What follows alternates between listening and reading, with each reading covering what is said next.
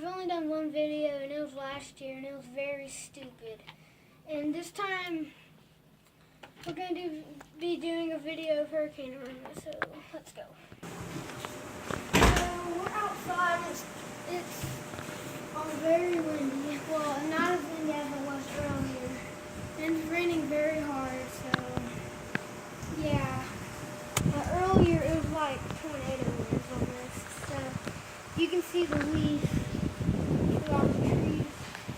And even it might pick up in a minute. And yeah, so I'm going to be looking out. See, it's starting to pick up a little. But not very good. Not looking good. And if you could come over here and look at the road, and even though it's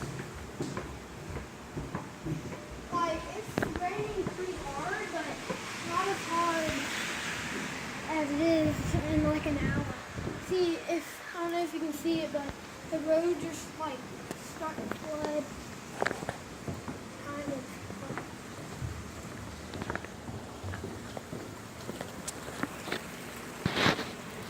I don't know if this thing will zoom in or not. We can come over here. It actually.